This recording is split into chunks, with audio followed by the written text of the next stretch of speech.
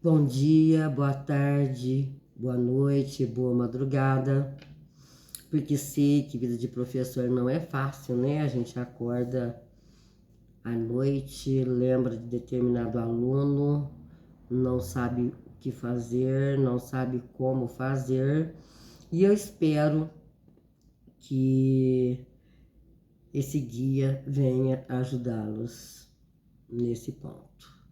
Meu nome é Rosane, eu sou psicopedagoga, psicomotricista e conforme prometido no vídeo anterior, eu vou começar falando sobre o livro, o guia que eu escrevi. Bom, primeiramente eu queria lembrar que há um tempo atrás a psicomotricidade era tida como pré-requisito para a alfabetização. E depois eles tiraram a psicomotricidade como pré-requisito. Porém, naquela época, vocês devem se lembrar muito bem, tanto como professores ou como alunos, que logo lá no início do livro didático vinha assim, por exemplo, faça um X no copo que está ao lado direito do prato, por exemplo. Faça um X no gatinho que se encontra embaixo da mesa.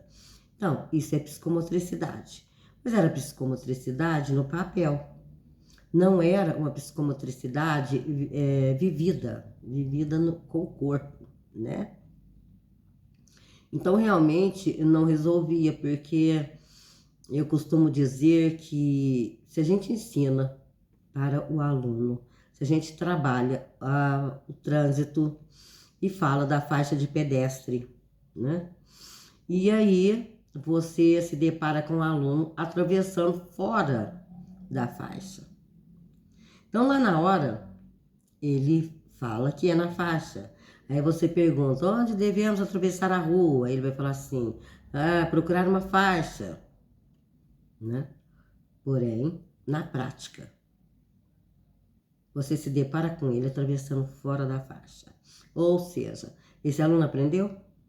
Não, ele não aprendeu, né? Então, a psicomotricidade vivida é o que faz ele aprender, é o que ajuda ele a aprender, tá?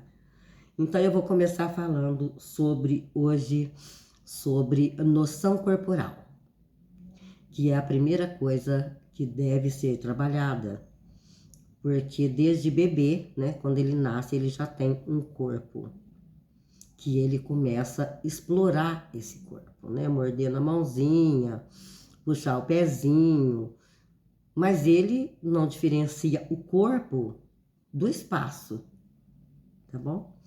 Então, a criança que não tem noção corporal, a letra dela é aberta. Eu vou mostrar para vocês aqui do livro. Desculpa a simplicidade, porque eu não tenho muito preparo, tá? E nem equipamento adequado, tá? Então aqui, ó, você veja que, por exemplo, aqui tá escrito editora.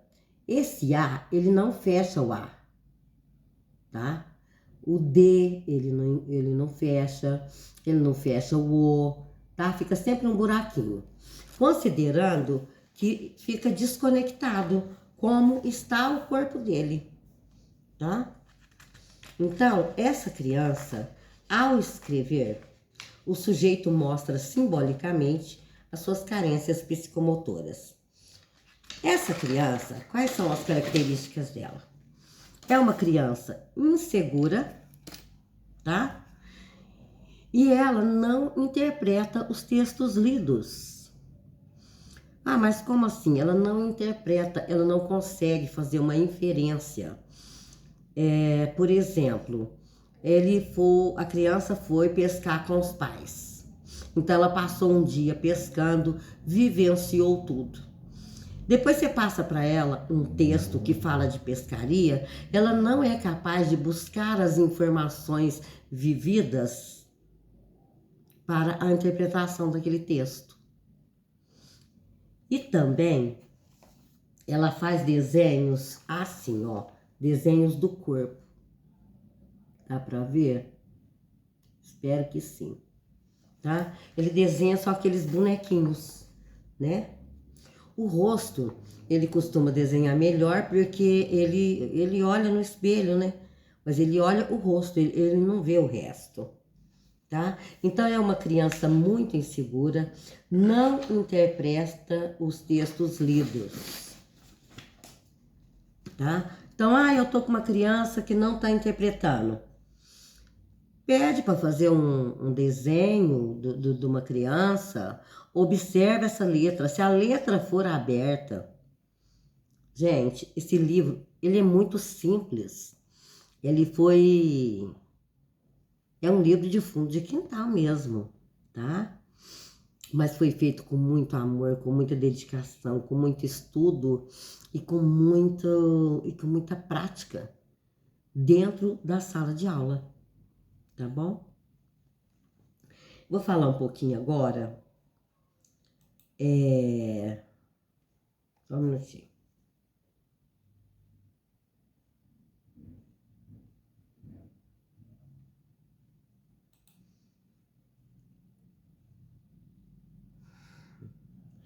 Além disso, essa criança que ainda não tem noção espacial, ela escreve, ela não respeita as margens da folha, tá? E ela não consegue também trabalhar muito ainda com pontuação, tá? Bom, eu tenho agora algumas sugestões de atividades para que a noção corporal seja sanada, tá? E não significa que você vai fazer uma vez e que todos vão perceber o seu corpo, mas significa que você vai vencer alguns e depois você faz outra brincadeira, você vai vencendo outros até que todos tenham vencido, tá bom? Então, a primeira coisa que eu faço na prática é ir para o pátio com as crianças, colocá-los em duplas e um desenha o outro. Faz o contorno do corpo do outro. Aí eu peço para que façam o rosto, né? E depois eu peço que desenhem as unhas, que façam uma sunga ou um biquíni para as meninas. E fica muito interessante, porque o menino não coloca as peças no lugar certo. E aí a gente vai conversando com ele, trabalhando, tá? Mas tem quebra-cabeça do corpo humano, né? Que a gente leva para recortar e colar o corpo humano. Pode dar massinha ou argila e modelar um corpo humano também. Trabalhar o espelho, que eles sentam em frente um para o outro, tá? E tudo que um faz, o outro vai fazendo. Mão na cabeça. Nesse momento também, já está trabalhando um pouco de lateralidade. Porque, por exemplo, quando eu vou cumprimentar uma pessoa, eu estendo a minha mão direita. E o outro também. Como eles estão em frente, vai estar com a mão contrária, né? E é um trabalho bem legal. Tem várias atividades aqui que pode ser trabalhada, tá? E pode fazer também o faz de conta, né? Que no faz de conta, por exemplo, você falar, vamos tomar banho, né? Eles se posicionam, você nomeia os objetos, e aí você fala, por exemplo, abrir a torneira, né? E aí todos deverão abrir a torneira. E no imaginário, né? Eles fazem, mas é a brincadeira do faz de conta, tá? E assim você pega o sabonete, passa, lava o rosto e vai falando, tá bom? Bom, esse é o trabalho que eu tenho de hoje, tá? E eu queria lembrar também, como eu falei no vídeo passado, que a criança que erra, não existe um erro e um acerto, mas a criança que não consegue, ela não entendeu. Ela vai continuar não interpretando, tá? Queria colocar também que esse trabalho na pré-escola, na educação infantil, ele é um trabalho de prevenção, tá? Agora, quando chega no Fundamental 1, é um trabalho já curativo, tá bom? E é isso que eu tenho para hoje, tá? E outro dia eu venho falar de mais coisas. Vou pedir para que curtam, comentem, se inscrevam no canal, compartilhem esse vídeo. Eu sou a tia do fulano. Então eu vou mandar lá para minha irmã, para minha cunhada, para ela ver e poder entender um pouco o que está acontecendo. Por quê? Toda reunião, o que a professora vai falar? Se a criança não está interpretando o texto, né? E um professor assistiu, passa para outro professor, tá bom? Eu faço palestra também, visitas, faço oficina, se for o caso, tá bom? Então, curtam, por favor, comentem, se inscrevam e compartilhem esse vídeo com a sua supervisora, com a sua diretora, ok? Bom, eu vou falar agora só o que é. Boa tarde. Até a próxima.